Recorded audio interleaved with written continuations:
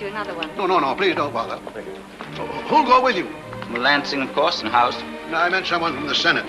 Remember, they'll have to approve any treaty you agree to. Whom have you in mind? Well, Senator Lodge is chairman of the Foreign Relations Committee and a very practical man. Have one of these, Professor. Thank you, Edith. One with meat in it. That's the trouble. Thank you. Too many treaties have already been written by practical men. Now, if I take anyone from the other party, it'll be someone like Henry White. He served in our embassy in Paris. He knows Europe. May I point out, Mr. President, that this is the heyday of nationalism among nations. In Paris, you're going to meet the ablest politicians in the world, practical men, many of whom will be concerned not so much with peace as with national boundaries, indemnities, and new balances of power. Many of our own people here at home are going to share their views. It might be wise for you to have a practical man along to cope with such people. Mac, I agree with you as to the situation. I disagree with you as to the solution. In a world full of practical men, more practical men would hinder rather than help. Our great hope lies not in me or in any other individual, but in the power of right. People all over the world, the common people, have set their hearts and minds against selfish nationalism. They've paid with their blood and treasure. I must go, not alone as President of the United States, but as the spokesman for these peoples of whatever nationality. Our own people expect me to go. To do anything less would be unthinkable. Well, I suppose if your mind is made up, there's nothing we can do about it. Still, if it were up to me, I'd take Lodge, put him right out in front, make him help carry the load. Of course, I'd keep my eye on the little... excuse me, Edith. On that little goatee of his.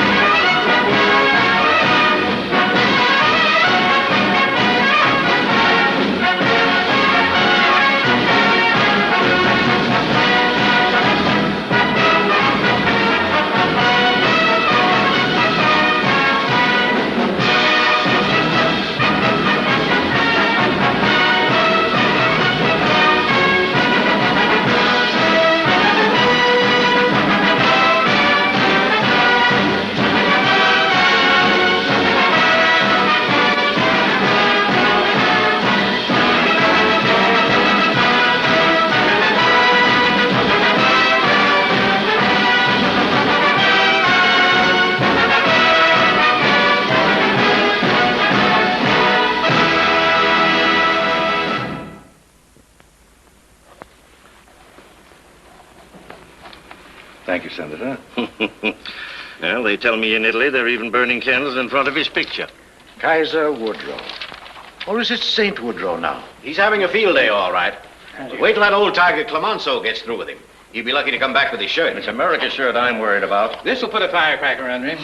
Maybe now he'll realize there's such a thing as the Senate and the Constitution. All this business about remaking the map of Europe, giving away this, giving away that, talking about America not having any material interest in this war. What about the money we lent them? Oh, I don't think we need to worry, gentlemen. We now have the names of 37 members of the United States Senate affixed to this document. Senator Lodge, you haven't expressed yourself. Are you still with us? My views on this subject are well known, gentlemen. Nothing that has happened in Europe or elsewhere has caused me to change them. And you'll introduce the resolution yourself? I should consider it an honor, sir. Thank you, Senator. Mr. President, France can accept no treaty that does not include the Saar Basin and all territory west of the Rhine. But France has no right to that land. It belongs to the people who live on it. They can go where they please. My government demands the land and its resources. So do our people. That's impossible. When the Germans surrendered, it was on condition that we protect their rights. That's written in the armistice. You yourself signed it. The Germans forfeited their rights in this war. They are murderers. Monsieur Clemenceau, I will never be a party to such an agreement. It violates everything we said we were fighting for. To take part of Germany and cede it to France is nothing short of theft. You live in America, Mr. Wilson, with an ocean on either side. You can afford to be lenient with your enemies. If you're not prepared to abide by the solemnly accepted terms of the armistice, I might as well go home. And if such opposition to our just claims is continued, I might as well resign. You're breaking your word. I are pro-German. Gentlemen, let us consider these matters calmly. I'm sure that we all believe in the self-determination clause of the 14 points. It is not right to do wrong, even to make peace. Besides, the covenant of the League of Nations is sufficient guarantee of France's safety. Under its provisions, there is not the slightest shadow of a doubt but that the United States and Great Britain will instantly rise to the defense of France should Germany ever again become hostile. That's all very well, Mr. President, when you speak of what America will or will not do. But are you prepared to guarantee what America will do? I am. Are you aware that a block of 37 senators have signed a resolution stating that the League, as you propose it, is not acceptable to the American people? I am perfectly aware of that document, monsieur. However, I should like to remind you that these men do not compose the entire Senate, nor do they reflect the opinion of the American people, regardless of party. As a matter of fact, some of the leading members of the Republican Party, including former President William Howard Taft and Charles Evans Hughes, have expressed approval of the League. And I will also give you my word for this too, monsieur.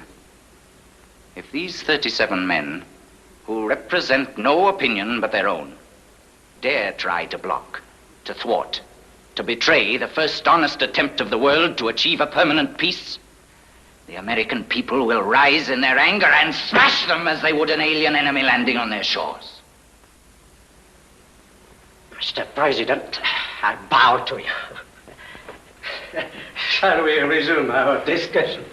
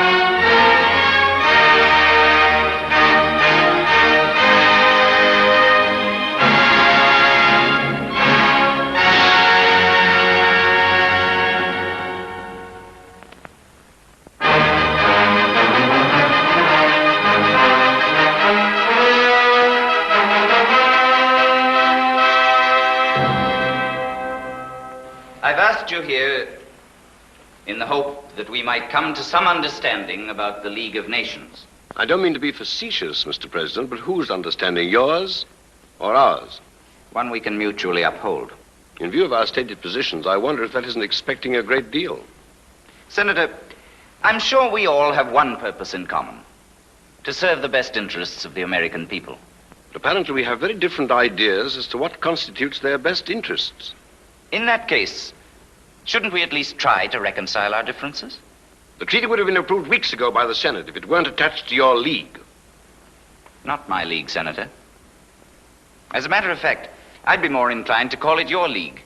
For I seem to recall that in 1916 you yourself advanced the thought that the nations would have to unite for peace and that there would have to be an international police force to enforce it. The fact that a man happens to have changed his mind does not bear on the real merits of any question. And even if he happens to be a convert, some good work has been done by converts from the days of St. Paul to the present time. Besides, even in my wildest dreams, I never contemplated the pledging of American arms and economic sanctions every time some ambitious ruler of Europe or Asia coveted the lands and resources of another. We should constantly be involved in broils and quarrels that are none of our business.